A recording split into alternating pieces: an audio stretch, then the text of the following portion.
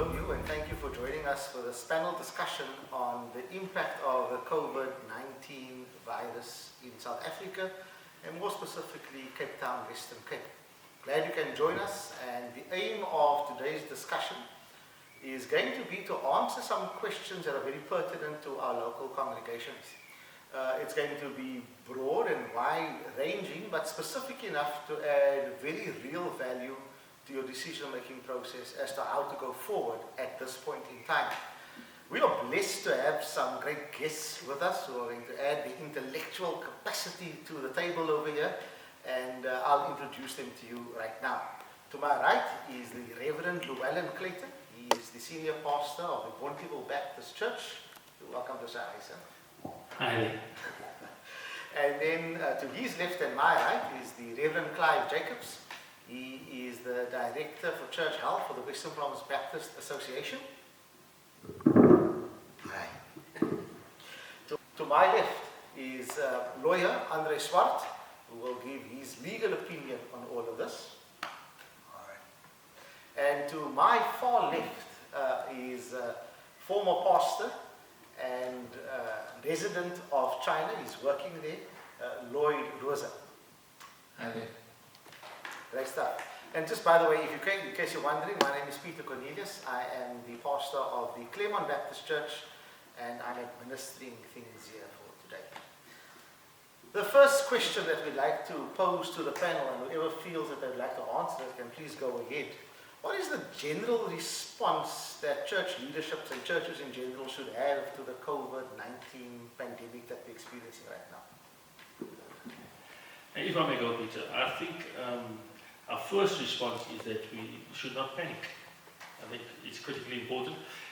We know that the virus obviously is very deadly, very dangerous. It spreads very quickly, and we're not any doctors who can't give any medical advice.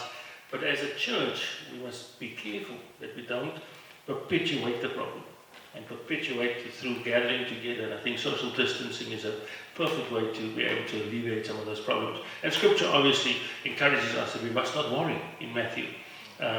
We must not be overly concerned because our life is governed by Christ and by God Himself.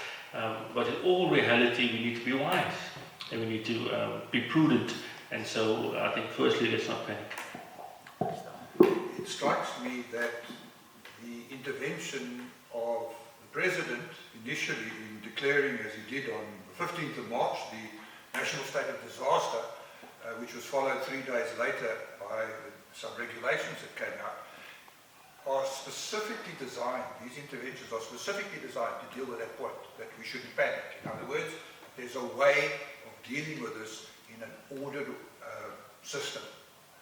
The President on the 15th said that he was declaring a national state of disaster under the Disaster Management Act, and here's why. This will enable us to have an integrated and coordinated disaster management mechanism that will focus on preventing and reducing the outbreak of this virus. So there was a good intention. The good intention was, let's be organized in how we face it. And then the regs, which we're going to look at very briefly, included some key definitions. One of them was what a gathering is. And so when we use the word gathering under these regulations, it means any assembly, concourse or procession of more than 100 persons, wholly or partially in open air or in a building or premises. So when 100 people or more get together, or more than 100 people get together, that's a gathering. And there are prohibitions about that.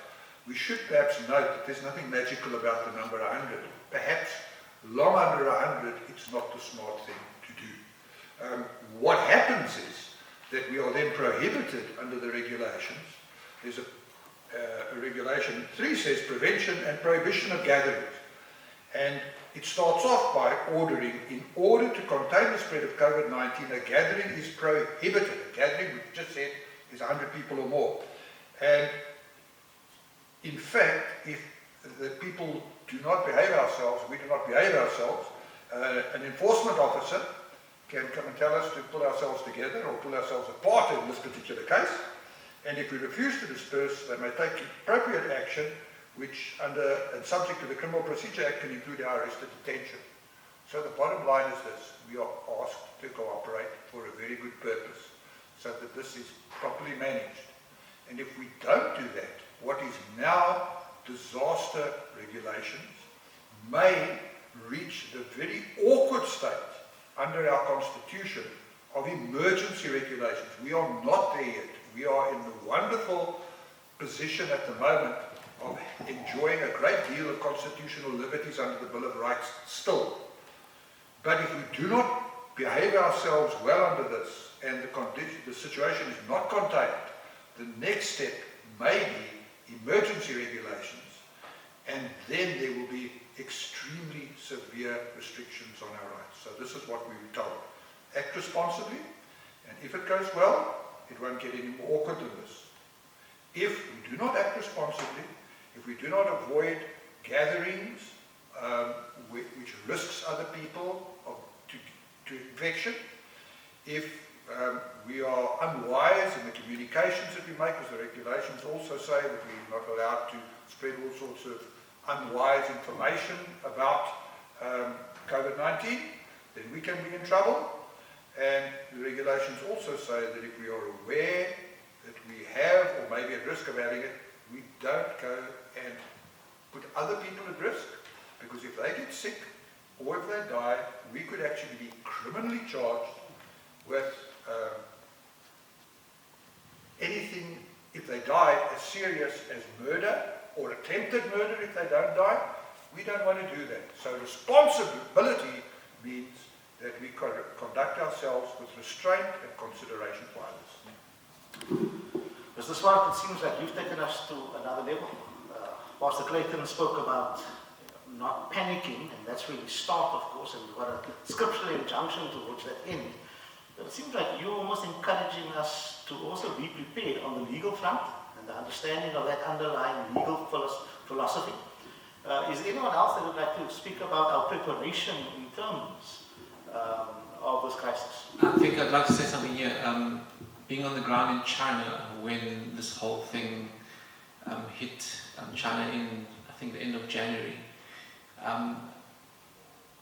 it was a very, like a frightening kind of experience with regard to how we need to respond as a country at the time that the Chinese, where we were, in that people were asked to be quarantined in their homes, asked to get masks, asked to not leave their homes, asked to go to shops and have temperatures taken. So South Africa, being in South Africa the last few weeks, has not been the same kind of response as that in China, where it's been more very strict regulations.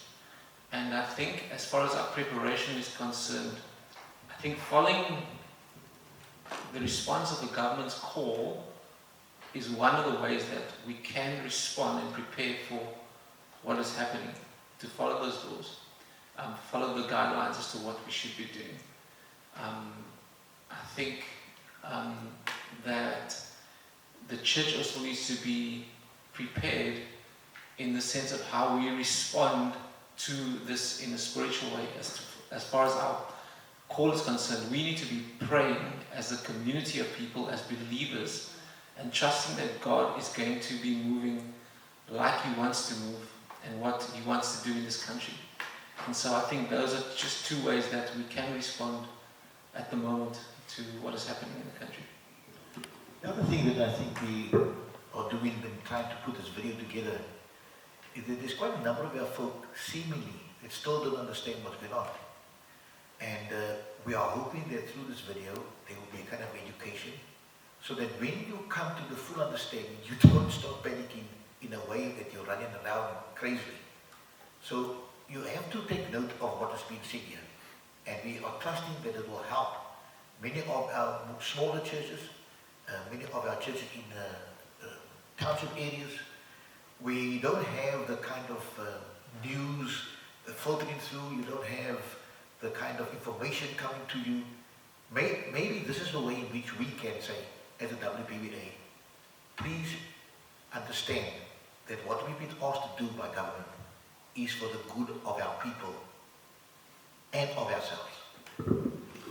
So we are wanting you to be prepared and not panic, and certainly don't panic in spite of.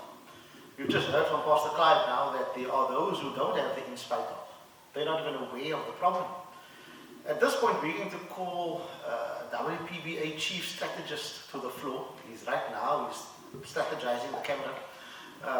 And we're going to ask him he's crunched the numbers, he's done the math for you, so that you understand the problem, not of the COVID virus itself, but the mathematics behind this. And Mr. LaRue, would you please come and join us and just explain, if you could use Lloyd's mic. Thank you very much. Could you just explain what the problem is that could lead to panic that we need to be prepared for? It is quite sobering when you look at how this disease can progress. I just took my laptop and began to draw an expanding diagram. I said, what happens if I was infected? It was me on the diagram. And I got to contact you. And as a consequence, 3 of you became infected. And then in turn, each of those infected people, in the course of their normal life activity, infected another 3 people the next day, and so on. And the numbers became frightening. Within 10 days, my infection, on my own, my infection, would have reached 29,000 people in 10 days. That is staggering. If you take 1 million people that might be infected, and you multiply those numbers, you can reach the entire nation in 10 days. This is real, and it's frightening, and we have to take note. There is very little we can do about the spread of the virus. There is no serum yet, there's no antivirus. All we can do is to practice a safe way of living, and that is by putting a distance between ourselves so we don't pass on the infection. There are certain things that congregations, churches, denominations can do, concrete things. Can I throw it open to the panel and ask you, what are some of the things that we can do? And let me start the conversation. Our president has asked us on Sunday night past that we need to limit public gatherings, including church gatherings, to 100 or less. Could we start there and then take any further suggestions from that point onwards? I think 100 or less people, there are many things that a congregation can do. One of the things, we have social media as an option, WhatsApp, Skype, we have all those kind of options, Facebook, Zoom, and I think just me being in South Africa as well, we are educating our kids and the kids that were part of our school around in China through social media platforms. And those tools exist for this kind of time, where messages can be put onto those platforms, devotionals, encouragements, small groups of people praying together. Those are wonderful tools that we can use to just build and strengthen our churches. And so I think that's one of the things that exists, where leaders of the churches can use to encourage their people. And just again, from an area like Ponty, where we're not that affluent, or guys struggling with DOT and those kind of things, we've tried to also just try and keep it as simplistic as possible. For the elderly especially, we try and print some of the notes. We print out the sermon notes. We try and put it in a voice note, or we try to give them something that they, from an audio perspective, that they can listen to, and they could meet with their families on a Sunday. So from a sort of a base model where we don't have that much access to social media, we're still trying to interact by having some form of ministry and preaching and teaching.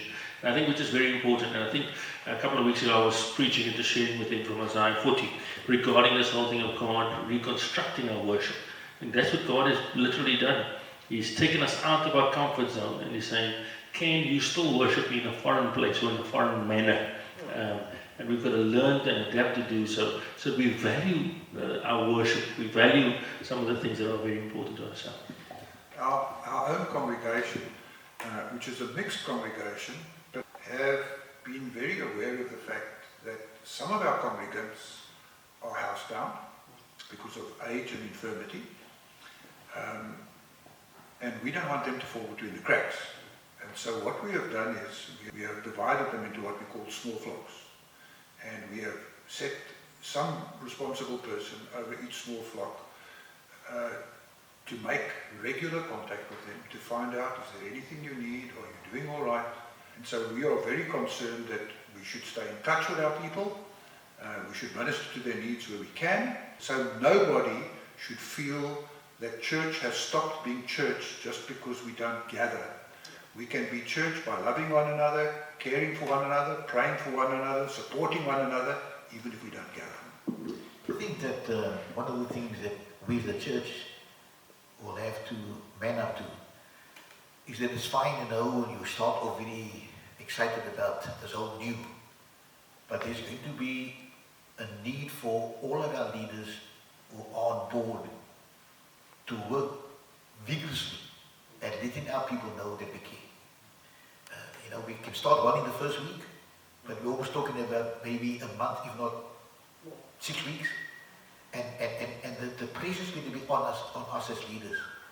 The pastors are going to probably work even harder, because it's not only just preparing the sermon, it's going to have video of the sermon, but it's how do we actually put into action the ministry that our people's going to need. Our people's going to look to us for that kind of ministry to be exercised. So I would really encourage and implore all of our church leaders to get on board, to get behind your pastor, to get behind all the preparation that we are putting into the service that we want to render. Because if we fail there, it's going to tell in the long run. And our people are going to feel let down, because you made all these wonderful promises, you'll come and take us to the shop, etc., etc., the elderly will be looked after, and so on and so on. So it's a real call to true service, and to show that we believe in what the Lord is allowed us happen, is going to project us into a whole new emphasis of ministry as the people of God. It has also occurred to us that this is not the time to just be looking after ourselves, us and ours. And so we have started an information campaign to the people who are around the church to say, here we are, this is how you can contact us. If you need anything, let us know. Individual congregants are being encouraged to speak to their neighbours and to say to their neighbours, if circumstances arise that you're going to need some help, to the extent that we're able to help, contact us. So even though the witness may not be in your face presentation of the gospel, we're saying we're here for you and we will use every opportunity that God will open us. And I think that's probably one of the reasons this COVID virus is really mobilizing the church. It reminds me of the book of Acts, when persecution came, how the church scattered. Here God is literally scattering us amongst our people, and we must take up the charge. I think that one of the things that will be very helpful is actually if we put maybe a banner up outside our church. We're here for you. That people know that this church cares. And in the light of what Andre just said, it's just not a little note out there, because we're not going to reach everybody by just a neighborly thing. There's people driving by that's panicking, people driving by that's don't know what to do. And here's a church that cares in the community, numbers, whatever's on it, but just a way in which people will know this is a church that want to help. Being in China, I understand that I'm not there as a missionary. I'm on mission there, and we are all on mission together. Being in that place, being with the Chinese people, doesn't make me more special. Everyone's in their own place for a specific reason. You spoke about we need to look outwardly. When this hit China, the Chinese believers, the main thing they pulled into was to pray and say, God, come and heal this land, come and do something amongst our people. And as much as the fear of what was happening to them as people was existing, and it did exist and it does exist in China, the same things that's happening here is a call by the leaders of our churches to tell our people to not so much look inwardly, but to look outwardly at a God that is great and that He can do what He wants to do. And I think that is one of the main messages, that our people need to look beyond themselves, knowing that there are other believers in the world who are calling upon God for God to do something amazing through this crisis in the world. And I think that is one of the main things that we must call our leaders to.